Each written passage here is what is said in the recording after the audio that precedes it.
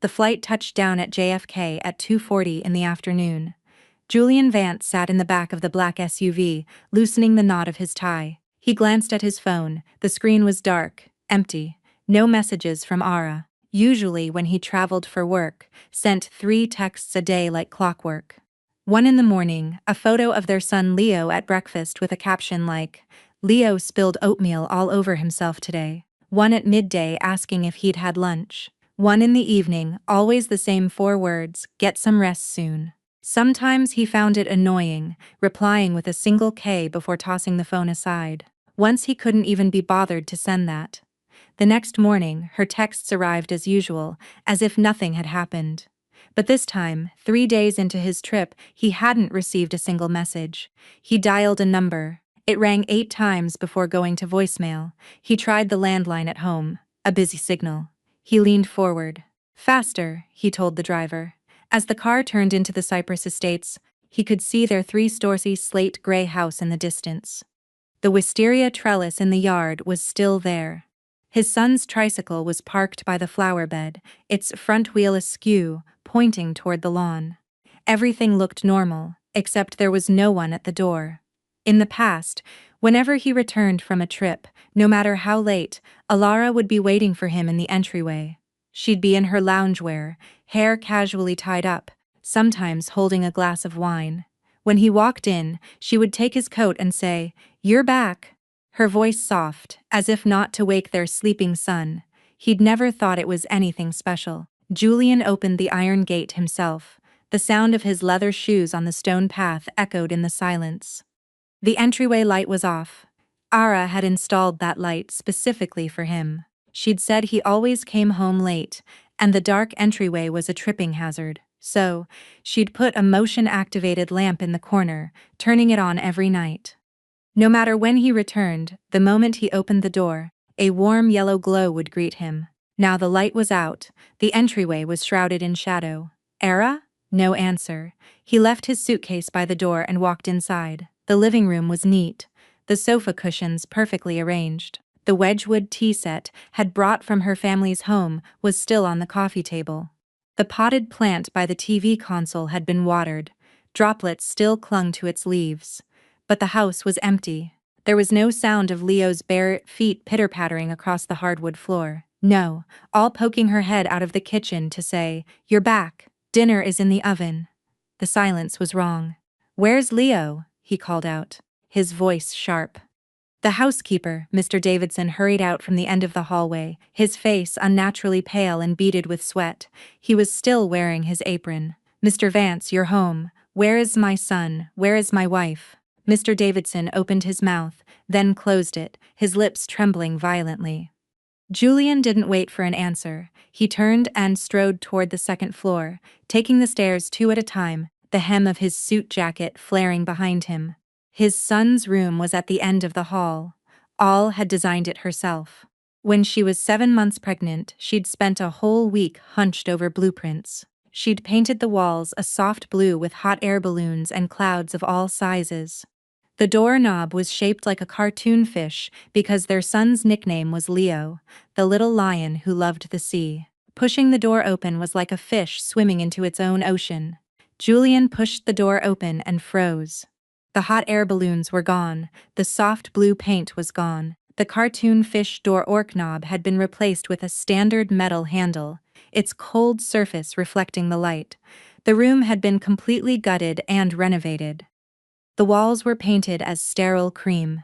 3 rows of walnut wardrobes stretched from floor to ceiling, their doors inlaid with full-length mirrors. A center island held jewelry organizers. LED strips illuminated every compartment. A toe-sealing dressing mirror stood in the corner, its frame still covered in the manufacturer's protective film. This was a closet, a brand-new cavernous closet that smelled of fresh paint. His son's little car-shaped bed was gone. His toy chests were gone.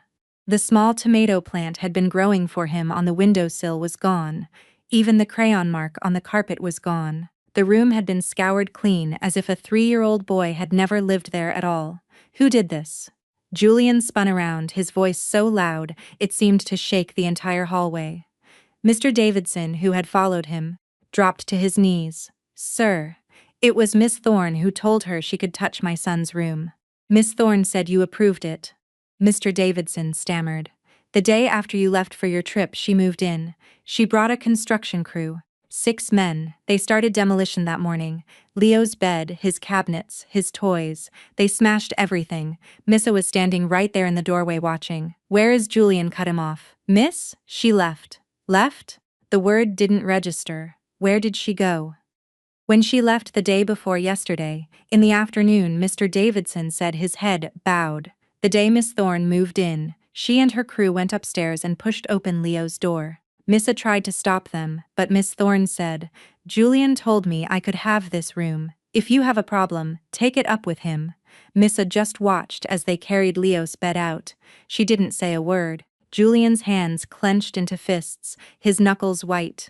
When the crew started breaking down the walls, Leo was terrified. He was crying and screaming for his mother. Missa carried him downstairs and sat on the living room sofa. She didn't cry, didn't throw a fit. She just held Leo and sat there for an hour. Mr. Davidson sniffled. Then she stood up, went upstairs and packed 2 suitcases. She only took her and Leo's clothes. She didn't take any jewelry, not a single credit card. When she came downstairs, she placed her house key on the entryway console. She also put Leo's slippers inside the shoe cabinet. That pair of blue shark slippers, Mr. Davidson continued. Miss said, Leo won't be able to wear these anymore. Let's just leave them here. Julian looked down. You have on the bottom shelf of the shoe cabinet sat a small pair of blue fleece slippers. A shark was embroidered on the front. The tail on the left slipper had been chewed off by Leo, revealing the white cotton stuffing inside. He crouched down and touched them. The soles were cold. What flight was she on? Where did she go? I don't know. Missa didn't let anyone see her off. She called a car herself. By the time I got to the door, the car was already gone. Mr. Davidson's eyes were red. Sir, she was so calm before she left. She even watered the flowers in the yard and cleaned out the refrigerator. She put the meat in the freezer and threw out the vegetables that were about to go bad. She told me. What did she tell you? Missa said. Mr. Davidson, there's some beef stew in the fridge for sir. He just needs to heat it up when he gets back. He has a sensitive stomach. Don't let him drink coffee on an empty stomach. A lump formed in Julian's throat. He stood up and strode toward the master bedroom. He pushed open the door. The bed was perfectly made, the quilt folded into a neat square. On Ara's side of the bed, her pillow still held a faint indentation. Leaning closer, he could smell the faintest scent of gardenia, the shampoo she had used for 3 years. The closet door was open. The left side, his side, was untouched. Suits, shirts, ties, all arranged by color, each in a protective garment bag, the hangers spaced evenly apart. All had always done this. She had a touch of obsession about order. His clothes were always perfectly pressed. The right side, her side, was empty. Entire rows of hangers were gone. Not a single one was left. The cold metal of the clothing rod gleamed. She loved beige and cream-colored clothes, saying they made her look gentler. Her winter coats were all light camel, her scarves cashmere, soft as a cloud. Now it was all gone. The vanity was cleared of all skincare and makeup. All that remained was an empty glass aromatherapy diffuser and a photograph. The photo was from 3 years ago. He was holding their newborn son, his posture as stiff as if he were holding a live bomb. All was leaning against his shoulder, smiling at the camera in profile, a light in her eyes. Next to the photo lay an object, a ring. The moment his fingers touched it, a chill washed over him as if ice water had been poured down his back. It was the ring he had placed on her finger at their wedding 5 years ago. A simple platinum band engraved with their wedding date on the inside. He remembered her fingers were cold that day. When the ring slid on, she had looked up at him, her lips slightly parted, as if she wanted to say something. She told him later she had wanted to say, "I'll wear this forever." Now the ring lay silently on the vanity, cold and without warmth. Next to it was an envelope, white, unsealed. He tore it open. Inside was a single document, a signed legal waiver of assets. In the section for asset division, the wife had legally waived her right to all marital property, real estate, stocks, savings, vehicles next to each item. In neat script, it read to be retained by the husband. In the signature line, Alar's name was written with such force that the pen had left deep grooves in the paper, as if she had carved the letters with the tip. Julian stared at the agreement for a long time. He didn't understand. 3 days ago, when he left for his trip, Era had seen him off at the door. She'd handed him a travel mug of coffee and said, "Drive safe." He'd taken a sip and put it down, complaining it was too hot. She had taken it back, blown on it, and handed it to him again. The temperature had been just right. 3 days. Only 3 days had passed. His wife had disappeared with his son, leaving behind a cold ring and a legal waiver that relinquished everything. He pulled out his phone and dialed his assistant. "I need you to check all of Era Vance's departure records right now. Which airport did she and my son leave from? Where did they fly? I don't care what it costs. Use every connection you have. I want an answer in half an hour." After hanging up, he turned to Mr. Davidson. "Where is Camilla Thorne?" "Miss Thorne is still upstairs in what used to be Leo's room in the closet." Julian clenched the ring in his hand, the platinum edge digging painfully into his palm. As he went downstairs, his gaze swept across the living room coffee table. The Wedgwood tea set was still there, a set of 6 cups. One was missing. The missing one was the one used most often. It had a hairline crack on its side, which she said looked like a little fish's tail. He used to think she was being sentimental. It was just a teacup. If it broke, buy a new one. She insisted the crack had a story. Now the cup with the story was gone. The remaining 5 stood neatly on the tray like 5 people left behind. The kitchen door was ajar. As he passed, he caught the faint aroma of beef stew. A sticky note was on the refrigerator in Aller's handwriting. "Beef stew is on the second shelf. Microwave for 3 minutes. The lemon bars are in the container. Leo didn't finish them. You can have a taste." The signature was absent. The words, "You can have a taste," were written more lightly than the rest, as if she had hesitated before adding them. He opened the refrigerator. The stew was on the second shelf, covered with plastic wrap, a small label on top. "Add half a spoonful of salt after heating. Don't add too much." In the container, the lemon bars were arranged in 2 neat rows. One had a bite taken out of it, showing a tiny row of teeth marks. Leo's. He closed the refrigerator door. His phone rang. It was his assistant. "Mr. Vance, I found it. Missa and Leo departed from JFK the day before yesterday at 4:10 p.m. They were on flight LX 189 direct to Zurich sur Switzerland.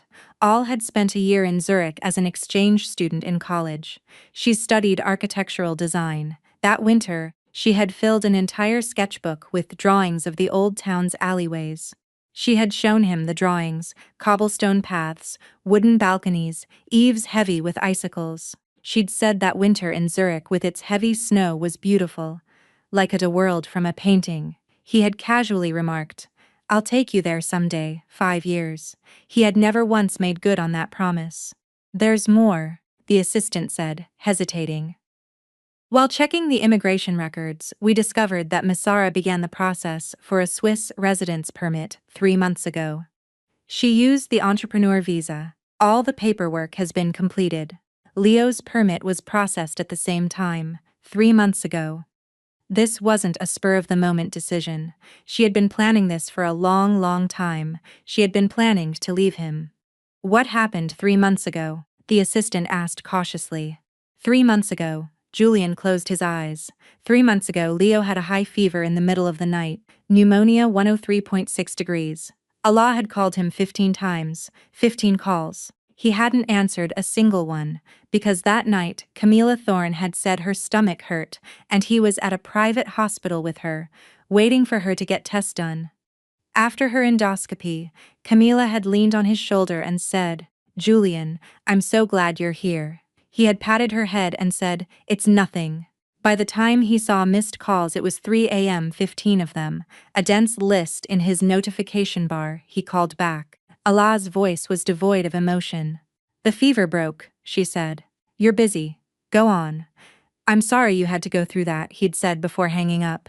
At the time, he thought she was being understanding. Now, he realized it wasn't understanding. It was the sound of a woman who, after 15 unanswered calls, had simply stopped trying.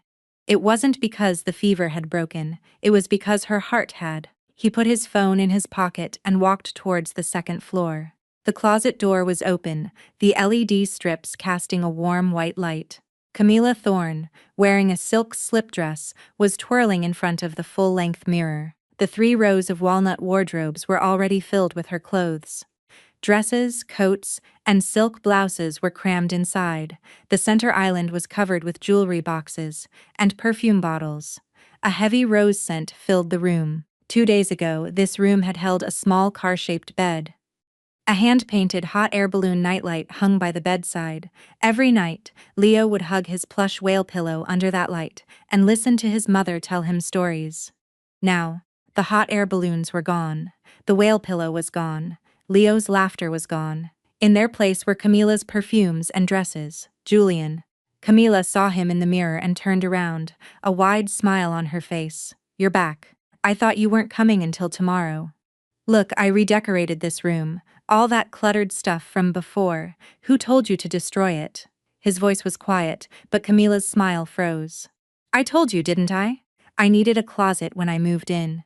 You said I could pick any room I wanted. This one faces south. It has the best light. I meant a guest room. The guest rooms are too small. They can't fit all my things." Camilla tilted her head, a hint of a pout in her voice. "Besides, that room was full of kid stuff. Toys, blocks, it was a mess. Leo has a nanny, doesn't he? She can just take him to a guest room. Leo is gone." Camilla's eyelashes fluttered. "Gone? Where?" "Era took him." "Era?" Camilla blinked. A look of perfect confusion on her face. "Why would she leave? Did I do something to offend her?" "I just redecorated a room, that's all." "Is it that serious? She's overreacting, don't you think?" "You destroyed my son's room in front of her," Julian said, enunciating each word. 6 workers, drills, hammers. You smashed his bed to pieces in front of a 3-year-old child. And you call that just redecorating?" Camilla's lips parted. She looked down, her eyes quickly turning red, her voice softened. "Julian, I didn't know it would be like this. I thought wouldn't mind. Didn't you say she has an easygoing personality? I just really wanted a room of my own. You're always away and I get scared living alone. You said I could move in." She looked up, her eyes shimmering with tears. In the past, this look would have extinguished any anger he had. Camilla had been like this since they were young. When she cried, his heart would soften. When she acted wronged, he felt like the whole world was against her. For over a decade, it had always been this way. But today, as he looked at the tears in her eyes, only one image filled his mind. Era holding a terrified Leo, sitting on the sofa for an hour, without a word, without a tear, without a single call to him, then getting up, packing 2 suitcases, leaving her key on the console, and walking out. Before leaving, she had even made him beef stew. She had written, "You can have a taste," on a sticky note. She had neatly arranged their son's half-eaten lemon bars in a container. His wife, after having her son's room destroyed, didn't cry or scream. She didn't even call him. She just left quietly, as if she had never lived in this house for 5 years. Julian looked at Kama, a lump of iron caught in his throat. "Get out." "What?" The tears were still fresh on Camilla's face. "Julian, what did you say? Move out today. You're kicking me out for her?" Camilla's voice rose. "Julian, have you forgotten who I am to you? Who saved you when you had that car accident? Who took care of you in the hospital for 3 months? If it weren't for me, would you even be standing here right now? Move out." He didn't look at her again. As he turned to leave, his foot stepped on something. He looked down. It was a Lego brick, blue, about an inch square, wedged in the gap of the baseboard. It must have flown there when the crew was smashing things and they missed it during cleanup. That Lego set was a birthday present for Leo's 3rd birthday from Era. A castle, 1,268 pieces. Era had spent 3 whole days building it with Leo. When the castle was finished, Leo insisted on putting a paper flag on the very top. On the flag, he had drawn 3 crooked figures, Dad the tallest, Mom beside him, and himself in the middle. When he finished the flag, Leo had run over to him, holding the castle. "Daddy, look, our home." He had been looking at his phone at the time and hadn't even looked up. "That's nice," he'd mumbled. Julian bent down and picked up the brick. The sharp plastic corners pressed against his fingertip, cool to the touch. He clutched the brick and walked out of the closet, down the hall, down the stairs, and through the living room. As he passed the entryway, he paused. On the bottom shelf of the shoe cabinet, the pair of blue shark slippers sat quietly in the corner. The tail on the left slipper was missing a piece, revealing the white cotton inside. Mrs. said, "Leo won't be able to wear these anymore. Let's just leave them here." He crouched down and placed the blue Lego brick next to Leo's slippers. A forgotten brick and a pair of outgrown slippers. These were the last two things Leo had left behind in this house. He squatted in the entryway, his hand gripping the edge of the shoe cabinet, feeling as if his own bones had been removed. Behind him, from the second-floor closet, came the sound of Kama's voice on the phone, hushed and indistinct. The refrigerator in the kitchen hummed. The stew was still on the second shelf. The floor lamp was off. The flowers had been watered. The key had been left, but his wife and son were gone. His phone screen lit up. The lock screen was a photo of Ala and Leo. Leo was riding on his shoulders, grinning. Ara stood beside them, her hair blown across her face by the wind, revealing one smiling crescent-shaped eye. He stared at the photo for a long time. Then he stood up and dialed his assistant number. His voice is hoarse as sandpaper on metal. "I need you to investigate someone for me. Camila Thorne. I want all of her movements. Her spending records, her call logs for the past 3 months, every single transaction, every call. I don't want anything missed." The assistant was silent for a couple of seconds. Also, Julian pulled the wedding ring from his pocket and clutched it in his palm. The metal warmed slightly from his body heat, but the hole in his chest remained vast and empty. "Book me a flight to Zurich for tomorrow." He looked one last time at the pair of blue shark slippers. The tail on the left foot was torn, revealing the white cotton. He bent down, picked them up, and placed them in his own suitcase. No matter how far he had to fly, he was taking them with him. The assistant's call came at 1 in the morning. Julian hadn't slept. He sat on the edge of Alara's side of the bed, the platinum ring clutched in his hand, warming and cooling in a repeating cycle. "Mr. Vance, the first batch of Miss Thorne's spending and call records are ready." But what? On Mrs.'s side, we found that after landing in Zurich, she turned off her US phone number. "We can't find the new one. She's using an encrypted virtual number which we cannot trace." The assistant paused. "Also, all of Miss Era's US bank accounts have a zero balance. The day before she left, she transferred her portion from the joint account. I verified the amount. Over the past 5 years, from the household allowance you gave her each month, she only took a very small fraction. The authorized user card was almost untouched except for purchases for Leo. The total amount Miss Ara transferred was..." The assistant named a figure. Julian's fingers tightened. The number was less than what he earned in a single month.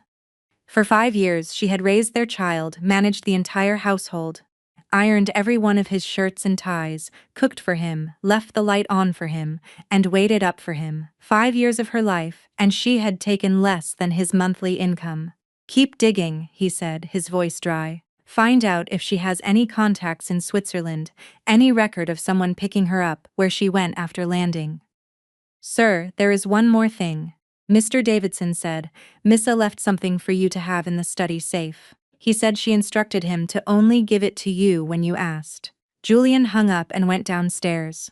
The study was at the end of the first-floor hall. This was his territory. Era rarely entered. He remembered one night working late. She had come in with a bowl of soup. Seeing him on a video call with Camila, she had put the bowl down and quietly left, closing the door so gently he hadn't even looked up. The safe was hidden in a secret compartment behind a bookshelf.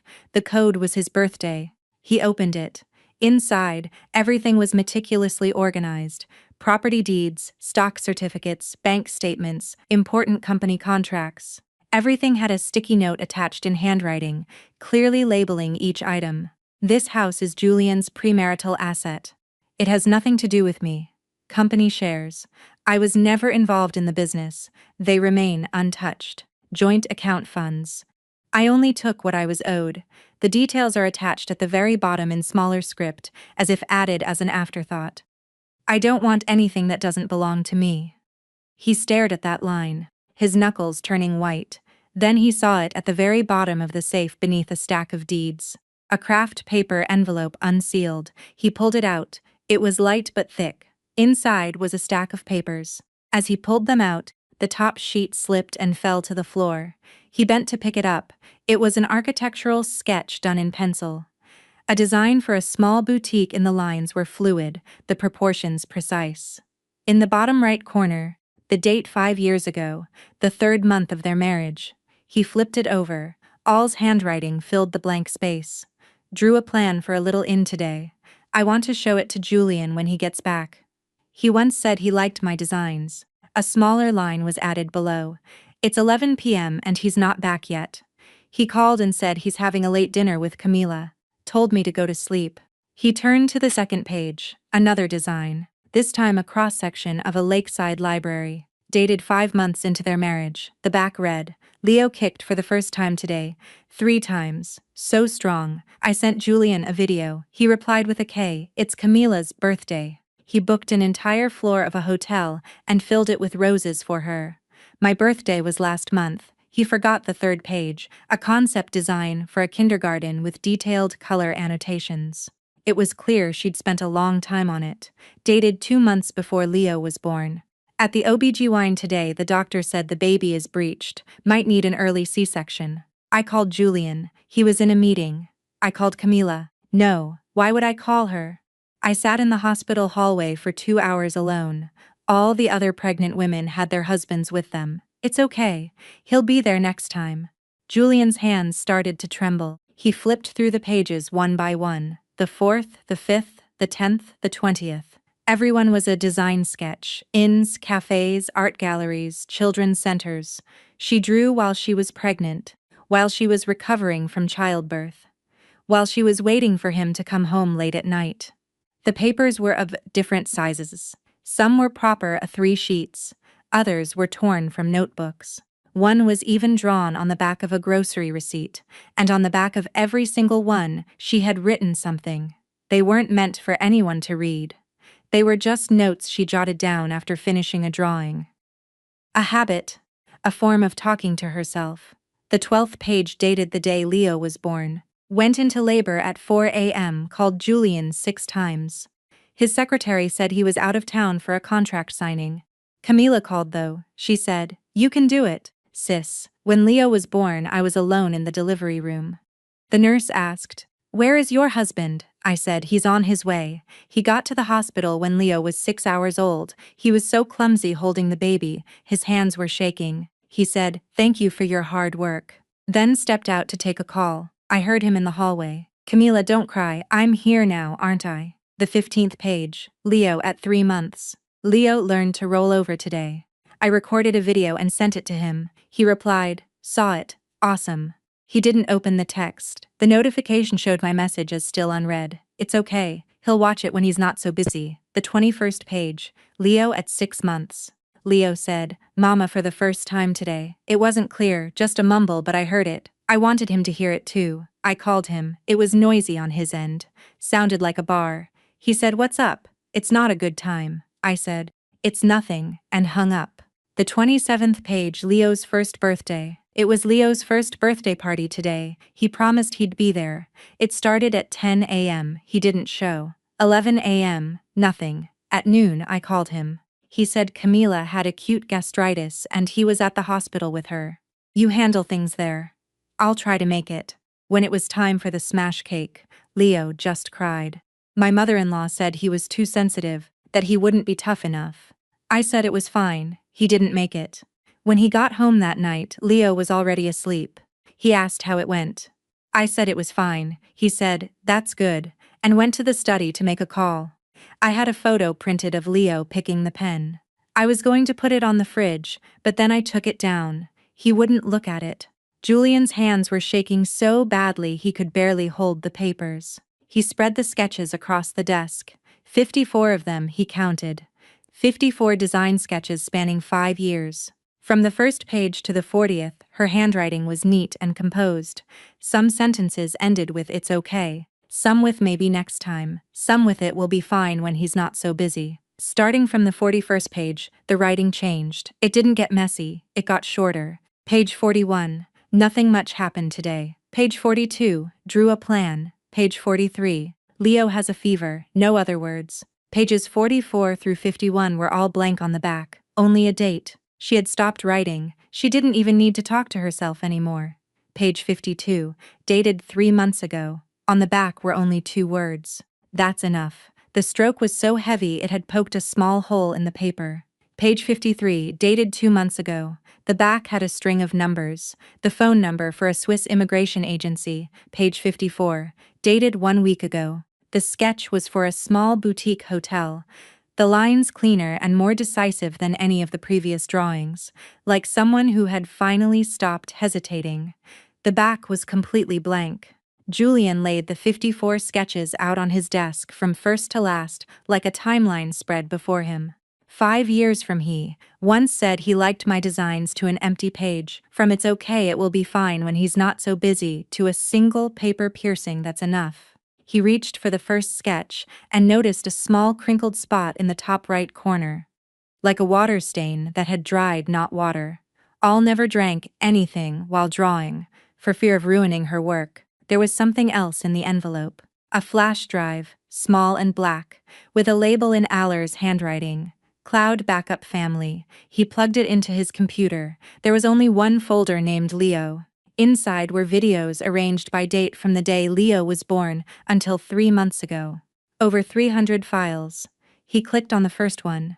The screen showed the hallway outside a delivery room. The phone held in Era's hand was pointed at the newborn in the nursery window. Leo was wrapped in a blue blanket, his face a tiny wrinkled bundle, his eyes squeezed shut. The camera shook. All's voice, faint and hoarse with post-labor exhaustion, came from behind the phone. Leo, Mommy's filming this for you. We'll show Daddy when he gets here. A pause. Daddy will be here soon. The video 38 seconds long ended. He clicked on the second, dated the 3rd day after Leo's birth. All was sitting up in her hospital bed nursing Leo. She wore a hospital gown, her hair a mess, her face pale. The phone was propped against the bedside table recording her. Leo fussed and started to cry. Era clumsily shifted him, cooing, "Shh, Mommy's here." Then she glanced at the camera as if to make sure it was still recording. "Your dad. The first time he held you, his hands were trembling so much." A small smile touched her lips, but he's a very gentle person. He just doesn't know it. The video was 1 minute and 12 seconds. He scrolled further. Leo's first time rolling over. All was lying on her stomach, the phone on the carpet, filming. Leo, in a blue onesie, grunted and struggled like a clumsy little penguin, finally flipping over. Era laughed. Look, you did it." Then she called out, "Honey," Leo rolled over, "come see." No one answered. Her laughter faltered for a beat. She turned back to the phone. "It's okay. Mommy recorded it. We'll show Daddy later." The video ended. Leo's first crawl. Leo's first time pulling himself up on the sofa. Leo's first steps. In every video, Aller's voice called out, "Honey, look." In every video, there was no reply. Leo's first time saying, "Dada." Leo was on the living room floor hugging his plush whale when he suddenly mumbled, "Dada." The camera jolted violently. Ara was overjoyed. "What did you say?" "Say it again, Leo. Say Dada again." All's voice full of laughter and emotion came from behind the lens. Okay, Mommy recorded it. We'll play it for Daddy when he gets home." A few seconds of silence followed. The phone was still recording, but was quiet. The camera captured an empty shot of the living room. The floor lamp cast a warm yellow glow. Leo hugged his whale. Outside the night was dark, then a soft, barely audible sniffle. The video ended. He had never opened those videos. Not once. For every video sent him, his reply was always saved in his chat history. Saw it. Awesome. But he knew he had never actually clicked play. What was he doing at those moments? He was shopping with Kama. He was having dinner with Camila. He was at the movies with Camila. He was answering Camila's late-night calls of Julian. I'm scared all alone in my apartment. His phone held over 300 videos of his son's life from birth to age 3. Every single one was recorded by his wife in his absence talking to herself in front of a camera. We'll play it for Daddy when he gets back. I recorded it for Daddy to see. It's okay. Mommy will film it first. Wait. She had waited for 5 years. 300 videos, like 300 unmailable letters.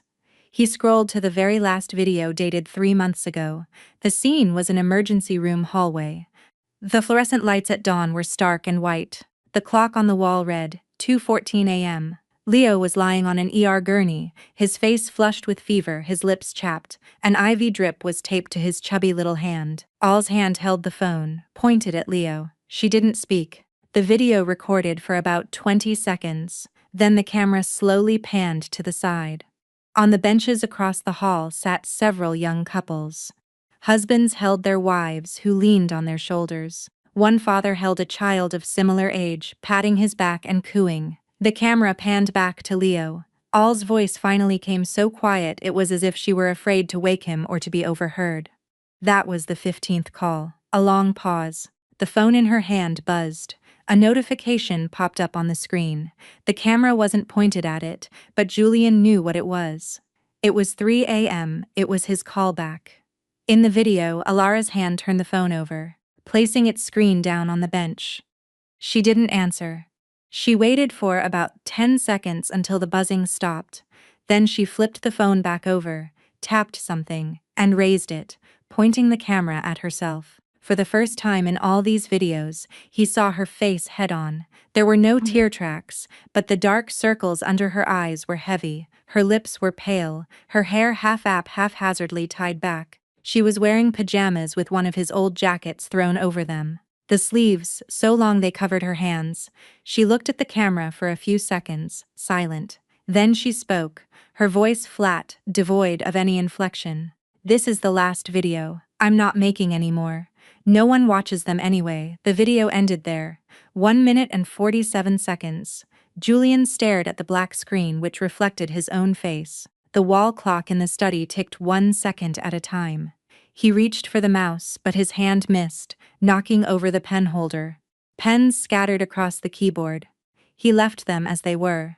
He lowered his head, resting his forehead on the edge of the desk. His hands gripped the desk's edge, knuckles white. 54 sketches, over 300 videos. This was everything had left behind in this house.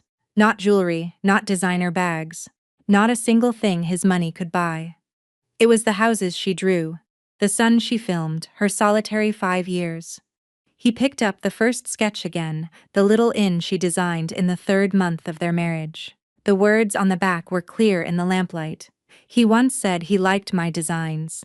Had he said that? Yes, before they were married. She had shown him her portfolio. He had flipped through a few pages and said one thing. Not bad. Just those 2 words. She had held on to them for 5 years. He flipped the sketch back to the front. Then he noticed a detail he'd missed. In the bottom right corner of every sketch, besides the date, there was a small note. Materials list, budget estimate, construction timeline. These weren't casual concept drawings. They were fully thought-out design proposals. All 54 could have gone directly to the construction drawing phase. Before she married him, was a lead designer at a top firm, a recognized genius in her field, who had won a prestigious Young Architect Award at 26. After their marriage, she quit her job.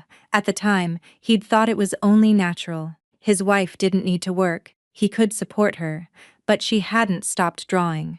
She had just started drawing on scrap paper, in notebooks, on the backs of grocery receipts.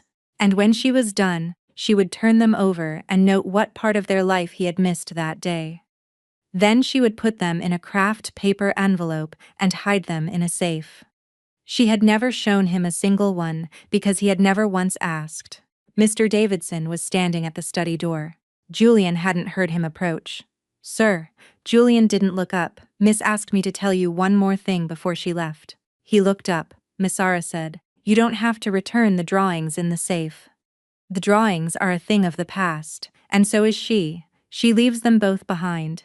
Mr. Davidson retreated, leaving Julian alone with the ticking clock. He gathered the 54 sketches one by one and put them back in the envelope. As his hand reached the bottom, he felt something else, a photo, their wedding photo. 5 years ago, he was in a black tuxedo, standing ramrod straight, his expression impassive as always. Era was in a white gown holding a bouquet. Her smile so sweet, her eyes crinkled. Sunlight graced her profile, making her glow on the back and her handwriting. My first day as your wife. I thought I would be the happiest woman in the world. He flipped the photo over, staring at her smiling face. Back then, her eyes had been bright. He didn't know when that light had started to dim. He hadn't seen it. No, he hadn't been looking. His phone rang. The assistant's voice was urgent. Mr. Vance, we have a lead. After arriving in Zurich, Missa went directly to the old town. 3 months ago, she registered a design consulting studio there. The name is, what is it called? Keen Design Studio. Keen, not Mrs. Vance, not Vance. Ely Keen. Also, the assistant continued, startup capital came from Miss Ara's personal account. The exact amount she transferred from the joint account. It was just enough. Just enough, the money she had saved over 5 years. Not a penny more, not a penny less, just enough to open her own studio in Zurich's old town. She had even planned this step. Julian put down the phone. He placed the wedding photo back in the envelope with the 54 sketches. When he stood up, his legs felt weak for a moment and he had to steady himself against the desk. The legal waiver lay on the desk. Waives her right to all marital property. She wanted nothing. 5 years of her youth, 5 years of waiting, 5 years of unwatched videos and unseen drawings. She had packed it all away, left it in a safe with the note, "I don't want anything that doesn't belong to me," and walked away. She had taken their son, the little bit of money she had saved, and the skills honed through 54 drawings and flown over 6,000 meters away to Zurich to open a studio called Keen Design. He looked down at the wedding ring in his palm. He had been clutching it all night, and its surface was now marred with a fine scratch. The light in the entryway was still off. The bowl of beef stew was still on the second shelf of the kitchen fridge. On the bottom shelf of the shoe cabinet, the pair of blue shark slippers sat quietly, the tail of the left one torn. He slipped the wedding ring into the inner pocket of his suit, close to his chest.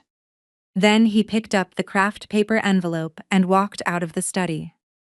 When the assistant delivered Camilla Thorne's investigation report, Julian was sitting in front of the 54 sketches. He didn't look up.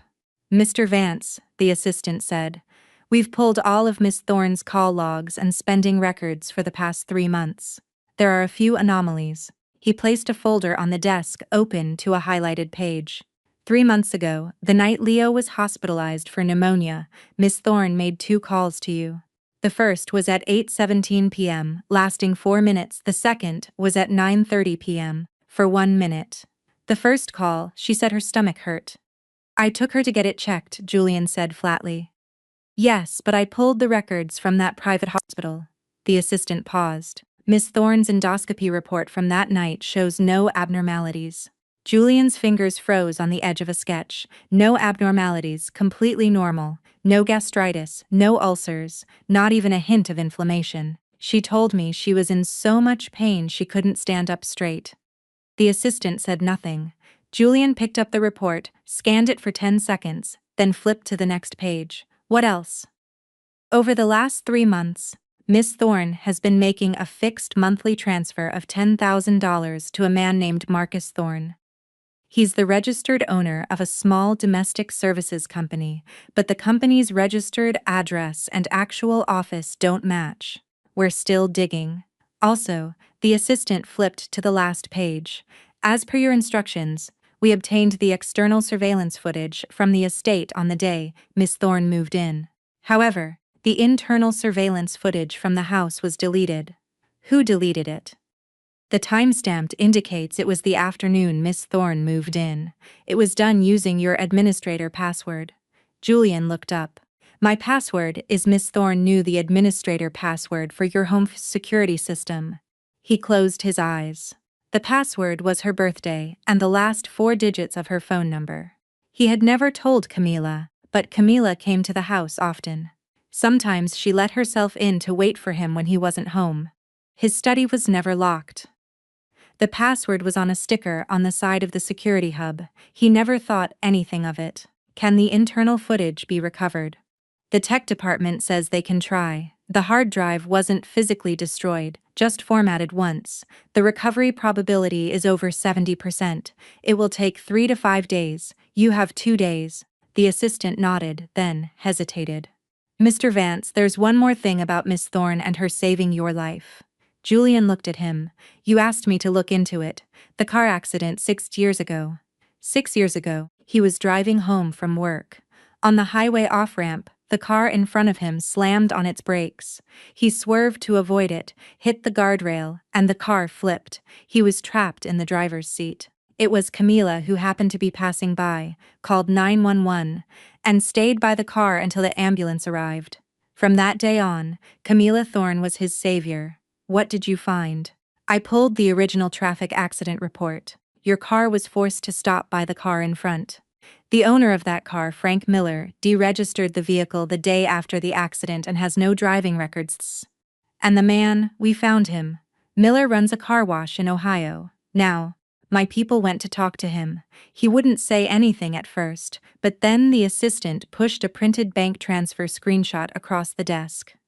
In his bank records, 3 days before the accident, there's an incoming transfer for $25.00. The sender was a company called Apex Business Consulting, and who is the actual controller of that company? Marcus Thorne, the same man Thorne has been paying $10,000 a month to. Julian slowly leaned back in his chair. The same man. Camila gives Marcus Thorne $10,000 a month. Marcus Thorne's company gave a man named Frank Miller $25,000 6 years ago. Frank Miller slammed on his brakes on the highway, causing Julian's accident, and then Camila just happened to be passing by. His savior, the debt for which he had let Camila drift in and out of his life for 6 years, bought her an apartment, a car, gave her a credit card. When she said she was scared to live alone, he had almost made, and his son, move out to her parents' house to make room. He closed his eyes. What did Miller say? He said someone approached him, offered him $25,000 to slam on his brakes at a specific time and place. He thought it was just an insurance scam. He never expected your car to flip. He got scared afterwards, took the money, and ran. He never met the person who contacted him, only had a phone number, and the number belongs to Mark Thorne. Yes, we have the recording. The transcript is here, the assistant said, pushing another document forward. Julian didn't look at it. Where is Camila now? Still in the apartment you bought for her. After you asked her to leave the house, she went back there. She's been calling you non-stop for the past 2 days. I know. He glanced at his phone. 23 missed calls from Camila. He stood up. Don't wait 2 days to recover the footage. You're going to take Miller's statement and the transfer records and go to the district attorney's office right now. File a report. Don't have her arrested yet. Wait for my word. Yes, sir. One more thing. He paused at the door. I need you to look into something for me. 3 years ago, when was 7 months pregnant, she fell outside a shopping mall. She was hospitalized for hemorrhaging and bed rest. I want to know what the mall's security cameras captured. The assistant looked taken aback. Sir, a 3-year-old recording has likely been overwritten. The mall's servers are archived periodically. Go to their IT department. Get the hard drives. If you can't find it from the mall, check with the traffic department. There had to be a camera at that intersection. After the assistant left, Julian stood in the study staring at a painting on the wall. Era had painted it. In their first year of marriage, she'd done a watercolor of the entire Cypress Estate's view. The house, the wisteria trellis, the swing in the yard, the lake and hills in the distance. She'd had it framed and hung it in his study. So when you're working late, you can look at it and feel like you're home, she'd said. He had never once looked at it. Now standing before it, he saw a tiny detail in the bottom right corner. A person was sitting on the swing in the yard, long hair, wearing a beige dress, holding a tiny baby. Standing next to her was a tall man, his face in profile, his hand resting on the swing's rope. She had painted their family into the picture. He had never noticed. The next afternoon, Julian went to Camila's downtown apartment. It was on the 32nd floor, a 200 feet space with floor-to-ceiling windows overlooking the CBD skyline. He had bought it for her 3 years ago. He rang the doorbell. The door opened almost immediately. Camila had clearly been waiting. She wore a silk nightgown, her hair down, her eyes red-rimmed. The moment she saw him, tears welled up. Julian, you finally came. She reached for his arm. You haven't been answering my calls. I thought you were really angry with me. I know what I did with the room was wrong. He sidestepped her touch. Her hand hung in the air. Come in, sit down. She retracted her hand, her voice softening. I made soup. You haven't eaten, have you? He walked into the living room. He had been to this apartment countless times. He had helped her pick the sofa. The dining table was custom ordered from Italy, and even the abstract painting on the wall was one he'd bought for her at auction. For 3 years he had spent more time here than at his own home. Sit. Camila brought a bowl of soup and placed it carefully in front of him. She sat opposite him, hands folded in her lap, and looked up at him, her eyes brimming with tears. Julian, I know you're angry. What I did with the room was wrong. I'll apologize to Ara. Ara is gone. What?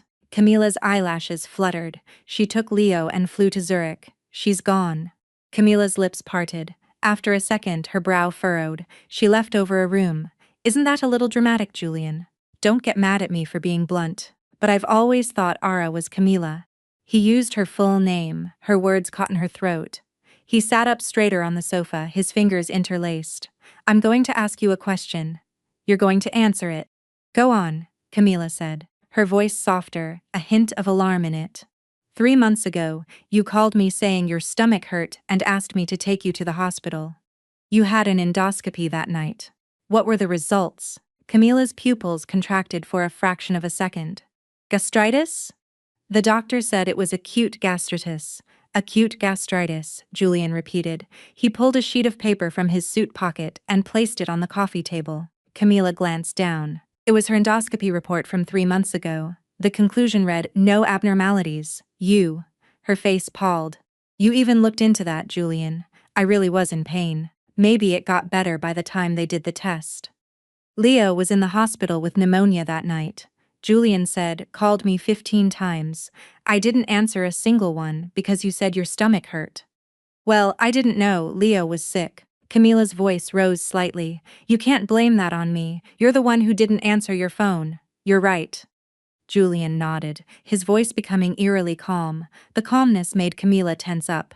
Another question. 6 years ago, my car accident, the driver of the car that cut me off was named Frank Miller. Do you know him? This time, Camila didn't just flinch. Her entire body went rigid for a split second. If he hadn't been staring at her, he would have missed it. But Julian saw it. I don't know any Frank Miller. Her voice was steady. Her fingers unconsciously gripped the hem of her nightgown. Why are you bringing that up all of a sudden? That was 6 years ago. 3 days before the accident, Miller received a wire transfer for $25,000. The sender was Apex Business Consulting. The owner of that company is a man named Marcus Thorne. Camila's lips moved, but no sound came out. And you transfer $10, zooed to Marcus Thorne every month. The living room was silent for 3 seconds. Those are my personal expenses, Camila said quickly. Marcus is my personal assistant. He runs errands for me. What kind of errands? Personal things? Shopping? Making appointments? What kind of shopping costs $10,000 a month? That's none of your business. The crack in Camila's composure finally appeared. Her voice shot up. Julian, what are you trying to do today? Are you here to interrogate me? I'm here to give you a chance, he said, his voice flat. It's better if you say it yourself than if I say it for you. Camila stared at him, her eyes red, her lips white. Then she let out a small, tearful laugh. Perfectly wronged. Julian, I don't know what you're talking about. I really don't. I've never heard of these people. Did someone get in your ear? Did say something to you before she left? She never liked me. Era has never said a single bad word about you to me. Camila's smile froze. From the day she married me, she never said one negative thing about you. He looked into her eyes. Even when I came home from your apartment at 2 late a.m., she never asked. She would just have a hot shower ready for me and wait in the living room. You think she didn't know? She knew everything. She just didn't say anything. Camila's hand released the fabric of her gown, then clenched it again, knuckles white. Then what are you holding against me? She's gone, and you're still here defending her. 3 years ago, Julian cut her off. All was 7 months pregnant. She fell at the entrance of a mall, had to be hospitalized for hemorrhaging, and was on bed rest for 2 weeks. Camila's breath hitched. She said she missed a step, but I've been to that mall entrance. The steps are marble with clear anti-slip grooves. How does a pregnant woman who has walked them countless times just miss a step? How would I know? Camila shrank back. Why are you asking me? Because the mall's archived servers are still intact. Camila's face went completely white. The footage is being recovered, Julian said, standing up and looking down at her. If you want to confess before the video surfaces, this is your last chance. Camila's lips trembled. I didn't do anything. Her voice was faint. Fine. He pulled out his phone and dialed a number. Send the recovered security footage to my email. He hung up and looked at Camila. The footage was already recovered. Yesterday, I just wanted to see how long you plan to lie. Camila's legs gave out and she collapsed onto the sofa. What? What did the footage show? Do you want to hear it? Camila was silent, her hands gripping the sofa's armrest so tightly her nails dug into the leather. There was oil on the steps, Julian said, his voice as flat as if reading a report. The footage shows slipping on the 3rd step. It was winter. She was wearing flat, slip-resistant boots. Under normal circumstances, she wouldn't have fallen. The traffic camera captured another angle. 20 minutes before arrived. Since walked up to those steps, knelt down for less than a minute, and left. He pulled up a screenshot on his phone and turned the screen toward her. This person is wearing a black down jacket, a mask, and a baseball cap. We can't see the face, but he zoomed in on the person's wrist. On the left wrist is a watch, a Jaeger l'Ultra Rendezvous, rose gold case, mother of pearl dial. That watch is a limited edition of 50 worldwide. 3 were sold in this country. One of them, he looked up, was a birthday present from me to you 2 years ago. Camila was shaking. Not the fainted, delicate trembling, but a violent full-body tremor. Do you want me to continue? I didn't mean to hurt her. Camila's voice was a squeezed, shrill sound. I didn't want her to have that baby. If she had the baby, you would never leave her. You just poured oil on the steps. It was cooking oil, Camila shrieked. Just regular cooking oil. I thought she'd just slip and fall. She was 7 months pregnant. Julian's voice dropped, the words ground out from between his teeth. You poured oil under the feet of a 7-month pregnant woman. She fell on the steps, started bleeding, and was on bed rest for half a month. The doctor said if she had been a moment later, the baby would have been lost. Camila cowered in the corner of the sofa. She needed 8 stitches, Julian continued. She fell so hard her stomach hit the edge of the steps.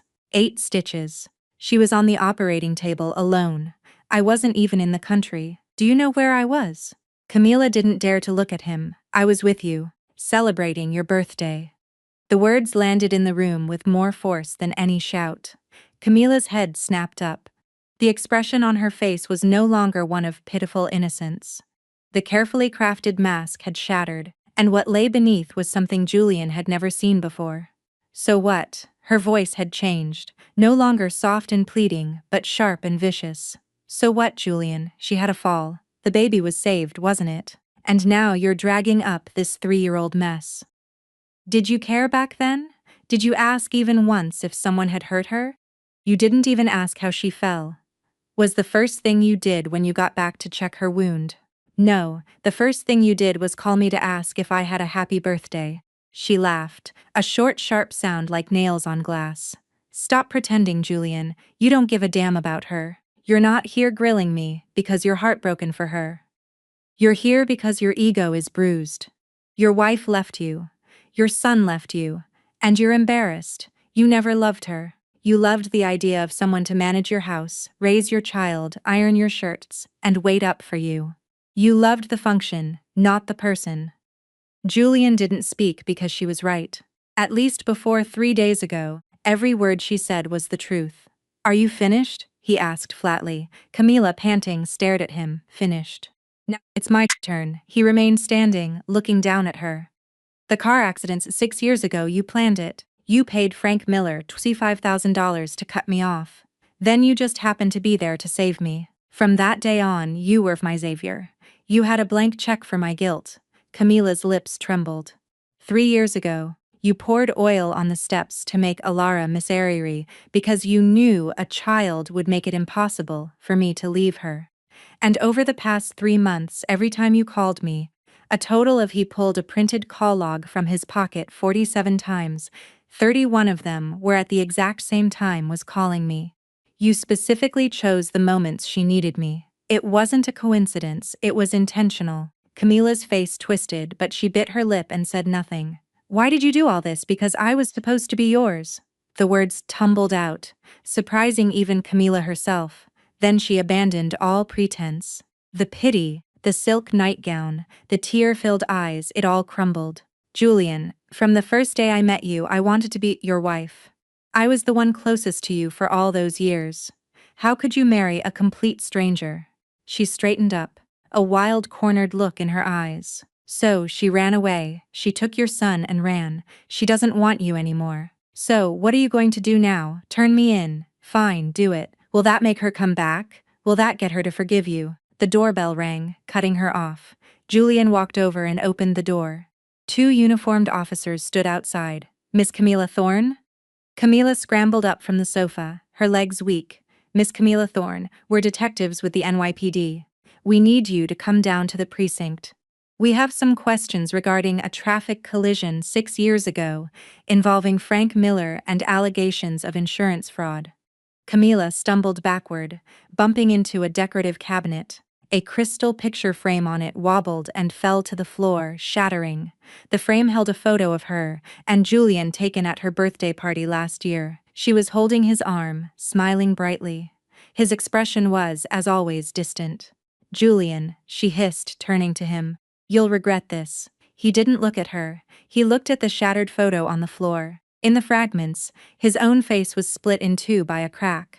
As Camila was led away, he stood by the window, watching the police cars' flashing lights recede. The red and blue lights danced across the glass facades of the downtown skyscrapers before disappearing into the traffic. His phone rang. It was the assistant, his voice urgent. Mr. Vance, the full security footage from the mall has been restored. Besides the oil on the steps, there was another detail. What is it? After Missa fell, a passerby was the first to rush over. He helped her up and called an ambulance. He stayed with her until the ambulance arrived. Who was it? The assistant was silent for a second. Silas. Julian's fingers tightened on the edge of his phone. Silas, his college friend of 12 years, his most trusted friend. It was Silas who had introduced him to Kama. No, Silas had been present at every critical juncture where Kama appeared in his life.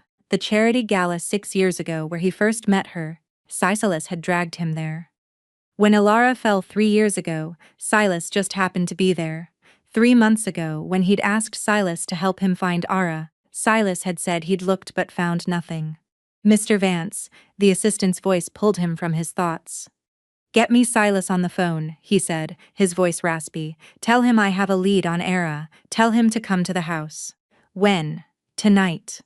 Silas arrived at 8 p.m. He wore a dark gray trench coat, his hair messier than usual, a shadow of stubble on his chin. He walked in quickly, his shoes making sharp sounds on the marble entryway floor. You said you have a lead on Ara. Where is she? Julian sat on the living room sofa. The Wedgwood tea set was on the table. 5 cups, 1 missing. Sit, Silas ignored him. Just tell me where she is.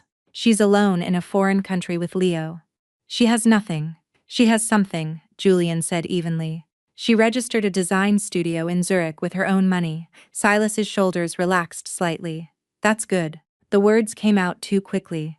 Julian looked at him. Silas had been his college roommate. After graduation, he'd become a private investigator, known for having connections everywhere. 3 years ago, after fall, Julian had asked him to look at the police reports. Silas had said it was just an accident, slippery steps. He had believed him. Sit down, Julian said again. This time, Silas sat on the armchair leaning forward. Julian, where is she? Give me an address. Why? So you can go to her. Silas paused to help. She's alone with a child. She'll need help. 3 years ago, Julian cut him off. All fell at the mall. 7 months pregnant, hemorrhaging, 8 stitches. You remember? Silas's fingers curled slightly. I remember you were there that day. A 2 pause. I happened to be in the area for a case. Happened to be. Julian repeated the words. What case? An investigation. The client lived near the mall. What was the client's name? Silas didn't answer immediately, his thumb rubbed against his knee. It was a long time ago. I'd have to check my records. No need. Julian pulled a file from under the coffee table and pushed a sheet of paper toward him. I checked for you. Silas looked down. It was a photocopy of his work log from that day. Julian had somehow gotten it, probably from his cloud backup. The log clearly showed no appointments, no clients, no cases, no happening to be there. Silas stared at the paper for 5 seconds, then leaned back, crossing his arms. How much do you know? You tell me. Julian's voice was flat. Where should we start? The clock ticked. 10 seconds passed. It wasn't a coincidence. Silas's voice changed, growing low and heavy. I knew Camila was going to do something that day. Julian's back was rigid against the sofa. I got to the mall early and waited in the parking garage. I saw her man go to the steps, pour the oil, and leave. I was going to wipe it up before got there, but I got a call. My mother? No, he corrected himself. Someone called me. I was gone for 3 minutes. By the time I got back, had already fallen. Julian's knuckles were white. You knew Camila was going to hurt her. You didn't call the police. You didn't tell me. You decided to handle it yourself. I couldn't tell you. Why not? Silas didn't answer. Why couldn't you tell me? Julian's voice didn't rise, but each word was heavier than the last. Silas looked down at the 5 teacups. Because Camila's story is tied to another story, and if that one came out, it wouldn't just be her who was finished. What story? Silas looked up, his eyes filled with a profound exhaustion Julian had never seen before. First, you answer a question for me, Silas said. When you were younger, did your father ever mention a woman with the last name Keene? Julian's breath stopped. What Keene? Catherine Keene. The name echoed in the room. It struck a memory deep in a corner of Julian's mind. When he was 7 or 8, he'd woken up in the night and heard his mother crying in his parents' bedroom. His father's voice was low. That's in the past. Don't bring it up again. The next morning, his mother's eyes were swollen. Later, in his father's study, he'd found a photo of a young woman in a floral dress smiling under a goko tree. There was no name on the back. You know her? Silas asked. No, she was my mother. The room went silent. The clock ticked. Julian's fingers tightened on his knees. Your father and my mother were together, Silas said, his voice flat like he was reading a report. She was already pregnant with me. Your father offered her money to not have the baby. She didn't take it. She had me, raised me alone. She worked in a textile factory. In the winter, her hands were covered in cracks. By the time I was in elementary school, her back was so bad she couldn't bend over. She wore a brace to work every day. His hands rested on his knees, his knuckles stark. She died when I was 14. Kidney failure. She didn't have health insurance. And we couldn't afford a real doctor. Before she died, she told me, your father's last name is Vance. Don't ever go looking for him, it's useless. Julian's throat was tight. So I took my mother's name, Keene. Silas's mouth twisted in something that wasn't a smile. I'm your brother, your half-brother. The words hit Julian like a slap. He looked at Silas's face, a face he had known for 12 years. The first day of college, Silas calling out from the top bunk, hey man, where you from? The night they graduated, drinking until dawn at a cheap diner. Silas saying, anything you ever need, I'm there for you. All the drinks, the games, the late-night talks on rooftops. Was it all a lie? Not all of it, Silas said as if reading his mind. When you were good to me, I felt it, but I couldn't help it. Every time we had a drink, all I could see were my mother's cracked hands in the winter. He stood and walked to the window. Camila. Is your father's too? Julian's hand clenched the armrest. Her mother's name was Josephine Thorne. She came before my mother. After your father left her, Josephine had a mental breakdown. She's been on medication ever since. From the time she was 12, Camila was taking care of her mother while going to school. She hates your father, and she hates you. Her plan was set from the beginning. Create the accident, become your savior, then worm her way into your life, get rid of everyone around you, and finally marry into the Vance family. You knew all this. Julian's voice was raspy. I did, and you didn't stop her. I tried the time at the mall. Silas turned around. I was 3 minutes too late, but I got there. I helped up. I called the ambulance. The doctor said if it had been 10 minutes later, the baby wouldn't have made it. You stopped her once. Julian stood up. But you let the accident happen 6 years ago. You let Camila stay by my side for 6 years. You watched her destroy my family. And you said nothing. Would you have believed me? Silas's voice cracked. If I told you your savior was a fake, that she was your father's illegitimate daughter here to ruin your life, would you have believed me? Julian, you don't even believe your own wife. Your wife told you Camila always called right when she needed you. You said that's just her personality. Don't be paranoid. Your wife told you Camila went through her things every time she came over. You said she doesn't mean any harm. You're being too sensitive. Julian's lips moved, but no sound came out.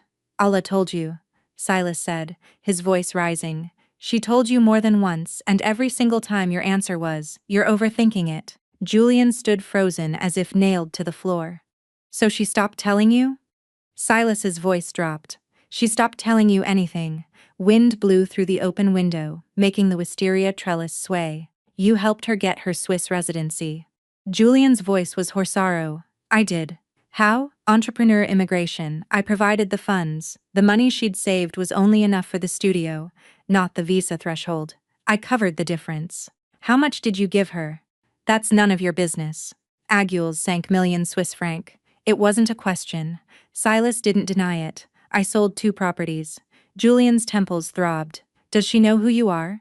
No, she doesn't know about my connection to your father or to Camila. She only knows me as your friend. She came to me for help with the immigration. She came to you? Yes. 3 months ago.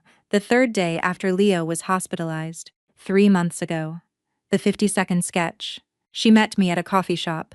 Silas's voice became very quiet. She was wearing a beige coat. Her hair was tied back. No makeup. She sat across from me and just stirred her coffee for a long time without taking a sip.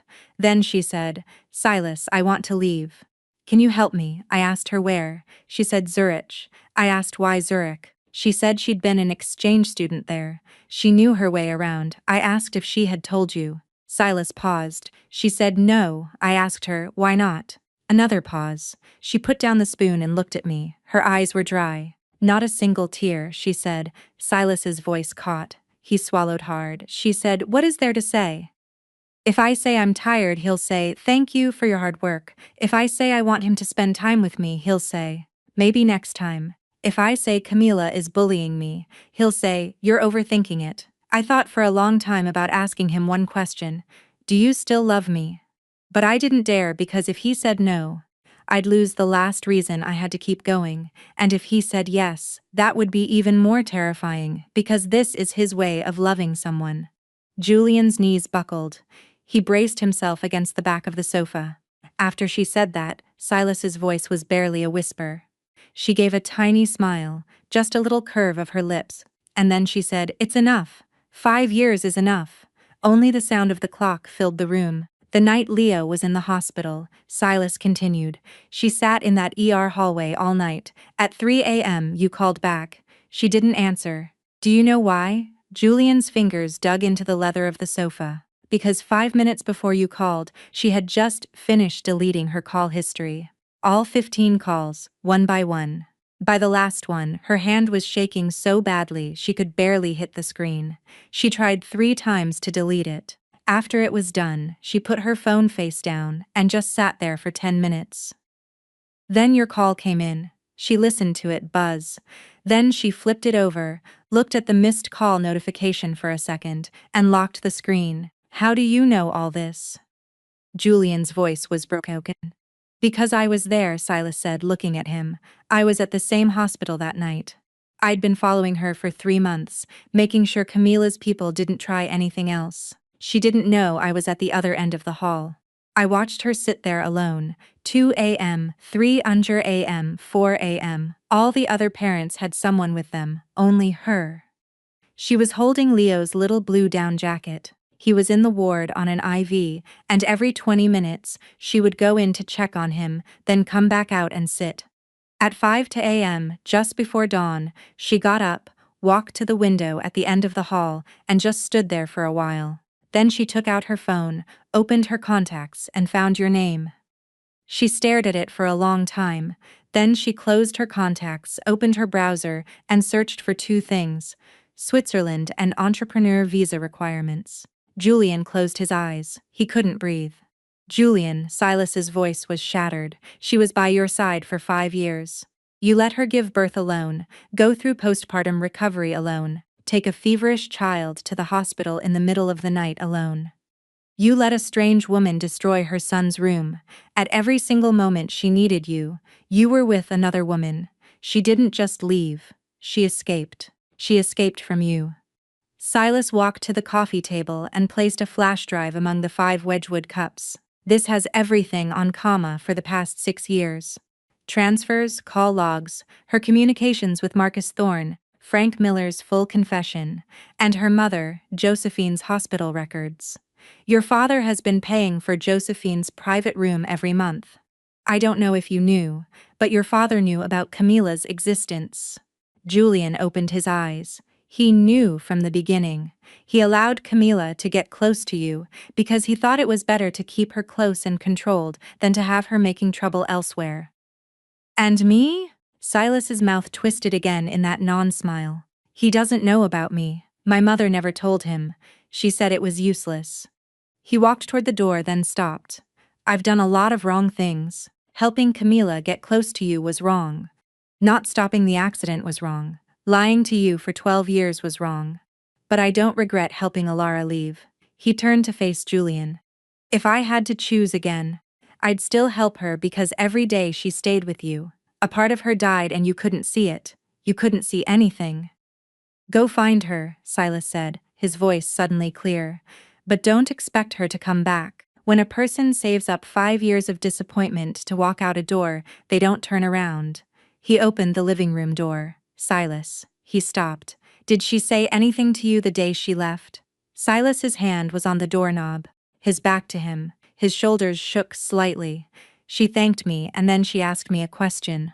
What question? She asked. Silas, how much disappointment does a person have to save up to use up a lifetime of love? I didn't answer. She answered it herself. She said probably about 5 years. The door opened. A draft blew in. One more thing. Silas's voice came from the hallway. Before she left, she took her favorite teacup, the one with the crackle line that she said looked like Leo's tail. She said she couldn't bear to part with it. But after she got to the airport, she put it at the very bottom of her suitcase. After she got to Zurich, she had me mail it back here. She said she couldn't keep it. It hurt too much to look at. The cup is at my place. If you want it, I'll send it over. Julian didn't answer. The door closed. He was alone. On the coffee table, 5 Wedgwood cups stood in a neat row. A black flash drive lay in the middle. He walked over and picked up the cup on the far left. The side was smooth, no crack, not this one. He picked up the second, the third, fourth, fifth, none of them. The one with the crack was not here. She had taken it, then sent it back. Couldn't bear to part with it, but couldn't keep it. He placed the 5 cups back on the tray one by one. His fingers lingered on the rim of the last one. Then he picked up his phone and dialed his father's number. It rang 3 times. Julian Killa was arrested. I know. A silence on the other end. You knew. What else do you know? Who is Silas Keene? Did you know? A long silence. I knew about his mother. His father's voice sounded 10 years older, but I didn't know she had the child. You knew about Josephine Thorne. You knew about Camilla. You paid for her mother's care. You watched her get close to me, and you said nothing. I thought I could control the situation. Control what? Julian's voice finally broke. Your grandson was almost lost. Your daughter-in-law was harmed and needed 8 stitches. Your son's family is gone. What did you control? There was only heavy breathing on the other end. Julian, about her name. He hung up. The phone screen went dark. The lock screen was still the photo of Ara and Leo. Leo smiling on his shoulders. All's face half hidden by the wind. He stared at the photo. Then he pressed the screen down on the coffee table. Face down, the same gesture had made in the ER hallway 3 months ago. A week later, Julian informed the board of directors that he was taking an indefinite leave of absence for personal family reasons. transferring all day-to-day operations of the Vance Corporation to the COOs and the executive team. That same day, he posted a public statement on his social media account. The photo was his and wedding picture. Him in the black tuxedo, her in the white gown, her eyes crinkling with her smile. The text was short. I, Julian Vance, and my wife, Mrs. Aller Vance, were married 5 years ago. Our marital relationship continues to this day. Any rumors regarding my involvement in improper relationships with other individuals are false. I reserve the right to pursue legal action against any party spreading false information in my name. He added one final line. Our Leo and I are waiting for you to come home.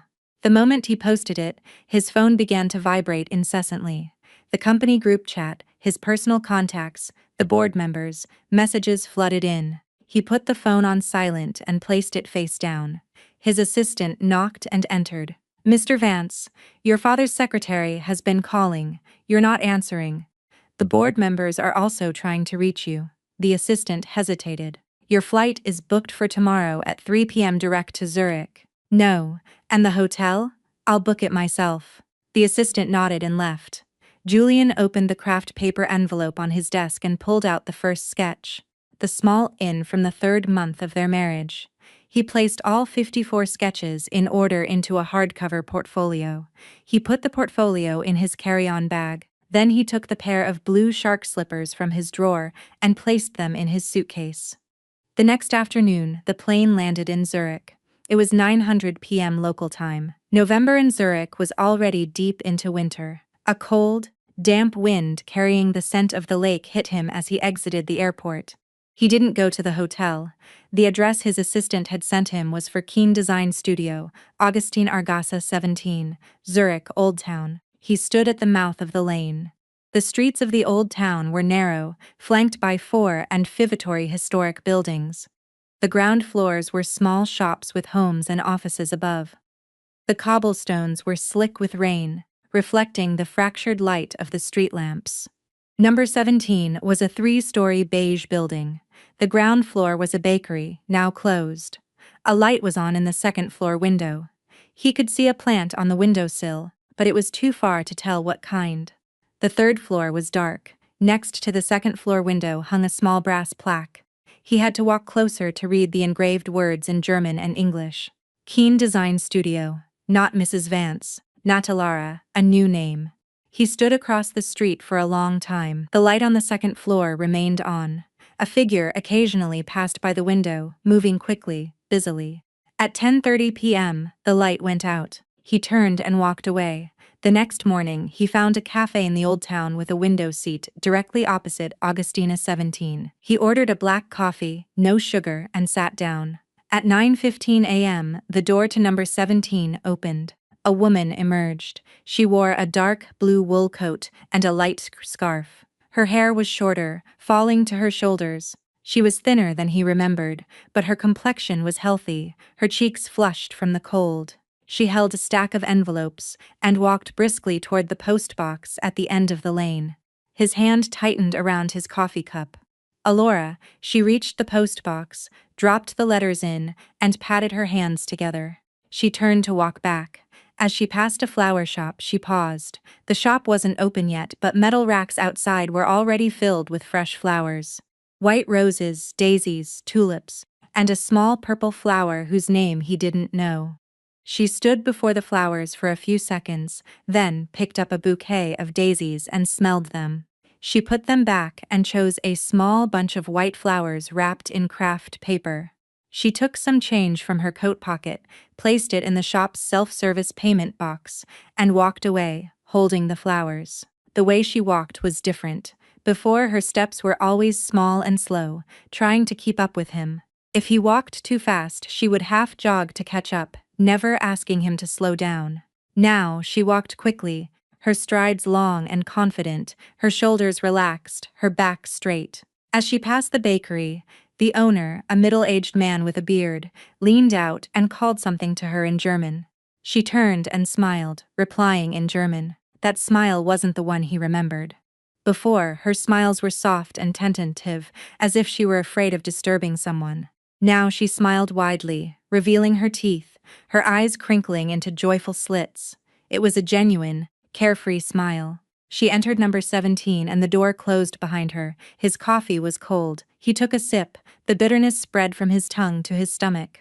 The third day, same cafes, same window seat, same black coffee. At 9:15 a.m., she emerged. No letters today. She went straight to the flower shop, which was now open. The owner, a plump, cheerful Swiss woman, greeted her with a booming laugh that he could hear from across the street. She stood for a moment, then chose a bouquet of pale yellow flowers. The owner said something, and she laughed and shook her head, pointing to a different bunch of small white flowers. The owner wrapped them for her. She paid and left with 2 bouquets. At the door to number 17, she placed the yellow flowers on the windowsill, in the same spot he'd seen the plant, and took the white ones inside. The fourth day, she didn't appear. 9:15 came and went. Then 9:30. He was on his third cup of coffee. The door to number 17 remained closed. At 10:20 the door opened. She came out holding the hand of a little boy, Leo. He had grown taller. He wore a little blue jacket and a dark blue knit hat with a palpum on top. He skipped beside his mother, one hand in hers, the other clutching a lollipop. He chattered away, looking up at her. Julian couldn't hear the words, only see his mouth moving, his face red from the cold. She bent down to adjust his scarf, wrapping it more snugly around his neck. Leo seemed to think it was too tight and tried to wiggle free. She laughed and patted his hat. They walked toward the end of the lane. As they passed the cafe, Leo suddenly let go of her hand and ran toward the window. She called out his name in German. Leo ran to the window and pressed his hands against the glass, staring inside.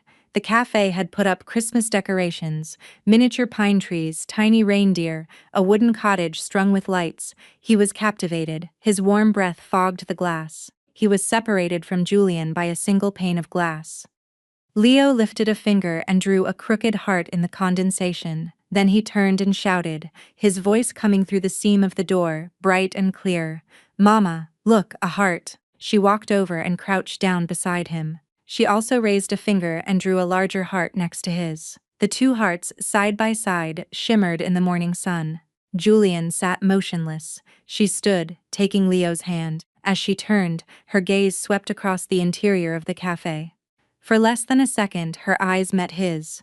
Through the glass, through more than 500 days, there was no surprise in her eyes, no anger, nostalgia, only a placid calm, the way one might look at a familiar but distant acquaintance. Then she gave a slight, almost imperceptible nod, the kind of polite gesture one makes when bumping into a semi-familiar countryman in a foreign land. She broke eye contact and, holding Leo's hand, walked away. The little one skipped, the palm on his hat bouncing. The tall one walked with a steady, unhurried gait, her back perfectly straight. As they reached the corner of the lane, a ray of sunlight broke through between 2 buildings, illuminating her. Her dark blue coat took on a warm slate blue hue in the light. She didn't look back. Julian's gaze followed her until the blue coat disappeared around the corner. He looked down. The 2 hearts on the window were still there, already starting to drip. The large one, hers, had smooth lines. The small one, Leo's, was crooked. He reached out, his fingertips touching the inside of the glass, right where her heart was. The glass was cold. A waiter came over and asked in English if he wanted another refill. He shook his head. The waiter cleared the empty cup. Julian didn't move. He had noticed a detail. When she turned, on the ring finger of her left hand, the one holding Leo's, she wore a ring, not the platinum wedding band. It was a very thin, simple silver band worn on the left ring finger. He knew what that meant in Europe. It didn't mean married or widowed or divorced. It meant single. It meant I am fine on my own. She had replaced the platinum ring he had given her 5 years ago with a simple silver band. She was no longer his wife. She was a Lara Keene, a single free woman who smiled with all her teeth. He sat in the cafe in Zurich's old town, still wearing the dark coat he brought from home.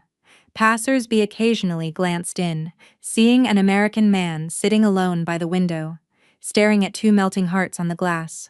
His phone buzzed. A message from his assistant. "Mr. Vance, your statement has caused a huge stir back home." Several media outlets are trying to confirm the details of the case against Miss Thorne. The PR department is asking how to respond. He typed 4 words and sent them back. Respond with the truth. Then he locked the screen. The wallpaper was still the photo of Era and Leo. He looked at her smiling crescent-shaped eyes. Then he unlocked the phone, went into settings, and changed the wallpaper to the default black. It wasn't that he didn't want to see it anymore. It was that he no longer had the right. He stood up and pushed open the cafe door. Cold air rushed in, carrying the scent of freshly baked butter from the bakery. The flower shop owner was watering her plants. She saw him and nodded. He stood for a moment looking at the second-floor window of number 17. The light was on. She was already back. The bouquet of yellow flowers on the windowsill swayed in the breeze. He turned and walked toward the end of the lane. As he left Augustinia, his phone rang again. "Silas," he answered. "You made it." Silas's voice was tiny with the background noise of a station or airport. "I did. Did you see her?" "I did." A 2-second pause. "How is she?" Julian stood at the mouth of the lane watching the people pass by. Bicycles, trams, young couples pushing strollers. The sun was bright, bleaching the cobblestones. She smiled, not like before. "How so?" "Better," Julianne said softly. Silas said nothing. "She's wearing a new ring," Julianne said. The sound of breathing on the other end stopped. A silver band on her left ring finger. A long silence. "So, what are you going to do?" Silas asked. Julian looked up at the Zurich sky. It was a deep, clean blue without a single cloud. "Find a place to live here. And then, there is no and then," he hung up. He rented a room in an old apartment building 3 streets away from Augustine Gas, a 4th floor, 1 bedroom with a window overlooking a quiet street. He signed a 1-year lease with the elderly Swiss landlord. On the day he moved in, the apartment had only a bed, a table, and a chair. He unpacked his suitcase, putting his clothes in the closet and his toiletries in the bathroom. The hardcover portfolio with the 54 sketches went on the table. At the bottom of his suitcase were the blue shark slippers. He placed them by the door, next to his own leather shoes. Then he sat down at the table. He didn't open the portfolio. For the first week, he went to the cafe every afternoon at 3. Same seat, same black coffee. At 3:15, she would emerge from number 17. He watched her from behind the glass. She never looked his way. The second week, he started to learn her routine. On Wednesdays, she picked Leo up from his local preschool early. She always walked quickly, almost jogging. Leo would spot her and run into her arms. On Saturdays, she didn't work. She would take Leo to the lake. He would follow from a distance. Once while Leo was feeding swans, she sat on a bench, her face tilted up to the sun, eyes closed, a smile on her lips. He watched her for a long time from behind a tree. The third week, the flower shop owner recognized him. "You come every day," she said in broken English. "You are here for the American lady?" "Yes." He didn't deny it. "Then why you not go inside?" He didn't answer. "You look like a man who is waiting for something." "A man who waits needs flowers to pass the time." She handed him a small bunch of chamomile. "Free. Why?" "Because you look like you need it." He took the flowers. The lady, the owner, continued, pointing to a bucket of white tulips. "Every time she comes, she stands there and looks at those for a long time. She never buys them, just looks." He looked at the white tulips. "Next time you come," the owner winked, "you should buy the white tulips. Maybe one day you will have a use for them." He brought the chamomile back to his apartment. He placed it on the table next to the hardcover portfolio. He opened the portfolio and took out the 54th sketch, the boutique hotel. This was the design for her future. A month passed. He learned to cook, starting with pasta. The first time it was a sticky clump. The second time was better. He learned how to handle company business in an hour of emails a day. His assistant asked when he was coming back. He said he wasn't. Mr. Davidson sent him a package from home. Inside was the Wedgwood teacup Silas had mentioned, the one with the fine crack on its side. He brewed a cup of tea with it. It was bitter. He remembered Silas saying she had sent it back because it hurt too much to look at. He poured out the tea, washed the cup, and placed it on the table next to the wilting chamomile. 2 months later, the first snow fell. It was heavy, blanketing the old inn and white. That afternoon, the door to number 17 didn't open until 4:00 p.m. She came out wearing a deep red down coat he'd never seen before. She stood on the steps looking up at the sky, letting the snowflakes fall on her hair and eyelashes. She caught one in her palm and watched it melt before going back inside. He stayed in the cafe until it closed. On his way home, he stopped at the flower shop. The white tulips were still there, their buds dusted with snow. He looked at them for a long time but didn't buy them. Back in his apartment, he sat at his desk. He opened the portfolio. He had memorized every sketch, every date, every word on the back. But tonight, he saw something new. Taped to the inside of the back cover was a tiny sticky note, barely an inch square. He peeled it off. The front was blank. On the back, in tiny faint pencil, was writing. The first line was crossed out but still legible. Julian, in another lifetime, I still want to meet you. Below it, another line, but next time around, how about it's your turn to love me? The words, how about, were crossed out, rewritten, crossed out, and written again.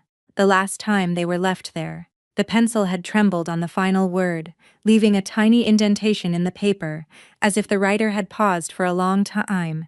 He clutched the tiny piece of paper. Outside, the snow fell harder. We don't need another lifetime, he whispered, his voice lost in the sound of the wind. I haven't finished loving you in this one. The next morning, he went to the flower shop and bought a bunch of chamomile. Then he pointed to the white tulips. A bunch of those, too. The owner smiled knowingly. Finally, decided to buy them. I'm not giving them to her, he said. I'm just keeping them for when the time is right. He took the flowers back to his apartment, placed the chamomile on the table, and the white tulips on the windowsill. Then he sat down and wrote a letter. It had no salutation. I brought the 54 sketches you left in the safe. I've looked at every single one. I've read every word on the back. I watched all 300 videos you sent me. Leo's first time rolling over. His first steps. His first data. When you called out, honey, look, and no one answered. I see it now. I'm 5 years late, but I see it. Camila was sentenced to 10 years, the car accident, the oil on the steps, and other things that came to light. She won't bother you again. Silas is in Vienna. He said he won't contact you. He asked me to tell you he's sorry. I visited your parents. They're well. Your mother asked when you were coming back. I said I didn't know, she cried. I brought Leo's slippers. The blue ones. They're by the door in my apartment. I've rented a place 3 streets from Exhaust in Orgasa. I won't bother you. The teacup with the crack. Silas sent it to me. I made tea with it. The tea was too bitter. I realize now it wasn't that the tea you used to make was good. It was that you were the one who made it. One last thing. The sticky note in the portfolio. You probably didn't think I'd see it. I did. You asked if in another lifetime it could be my turn to love you. We don't have to wait for another lifetime. This one isn't over yet. He folded the letter and put it in an unaddressed envelope. That afternoon, he didn't go to the cafe. He went to Augustine Argaza and stood by the postbox. At 3:15, the door to number 17 opened. She came out to throw away some trash. When she turned, she saw him. She cleared his throat, walked toward him, stopping about 10 feet away. You're still here. It was a statement, not a question. I am. He held out the letter. This is for you. You don't have to read it. She didn't take it. They stood in the snow. I rented an apartment, he said. I know, she replied calmly. Hans at the bakery told me. He said an Asian man sits in the cafe across the street every afternoon for hours. His fingers tightened on the envelope. You don't have to come every day, she said. I don't have anything else to do. She looked at him, her eyes clear, the light in them different. The hopeful glow was gone, extinguished not by a gust of wind, but by her own hand. Leave the letter on the postbox. I'll get it later. He did as she said as he walked back. She was still standing there. Julian. He stopped. She used his full name, polite and distant. You can do what you want, but my being here won't change anything. I know. I'm not going back. I know. Leo is happy here. He has friends. He doesn't need. I'm not here to ask for anything, he interrupted. She fell silent. Then what are you here for? The wind whipped down the lane. He pulled his collar tighter. To learn how to cook, he said. Her brow twitched. I can make pasta now. The first time it was mush. Yesterday I successfully fried an egg. He looked down at the snow. I ate every meal you ever made, but I never once said it was good. Now that I'm doing it myself, I know that even making a simple bowl of pasta isn't easy. She didn't speak. Then she turned and walked back toward number 17. After a few steps, she paused without turning around. Don't cook the pasta for too long. 3 minutes after the water boils is enough. She continued walking, and the door closed behind her. He stood under the streetlight, a thin layer of snow settling on his shoulders. 3 minutes, he remembered. He didn't ask if she read the letter. He didn't know what her reaction was. He just continued his days. The cafe in the afternoon, the flower shop owner still gave him chamomile. The white tulips on his windowsill were replaced regularly. He saw her with Leo sometimes. Once Leo chased a pigeon right up to his legs. He instinctively reached out, and the boy looked up at him, grinned, and ran back to his mother. Leo didn't recognize him. 6 months passed. Winter turned to spring. Her studio took on a new project, the renovation of a lakeside inn. He knew because the cafe owner told him a lakeside inn, the very first of the 54 sketches. One afternoon, sitting in the cafe, he saw her walk out of her studio holding a roll of blueprints. She stopped at the flower shop and spoke to the owner, who pointed to the bucket of white tulips. All stood before them looking for a long time.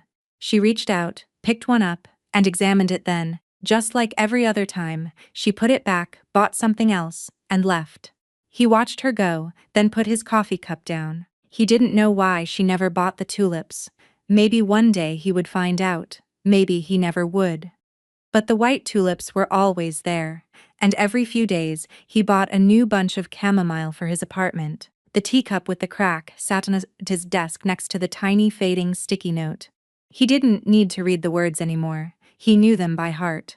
By the door, a pair of blue shark slippers sat next to his shoes, the left one's tail still torn. He had learned to make pasta. He had learned to fry an egg. He had even learned to make a passable beef stew. She had taught him one thing. 3 minutes after the water boils is enough. He had been making his pasta that way for 6 months. It was the only instruction she had given him since she left, and he followed it every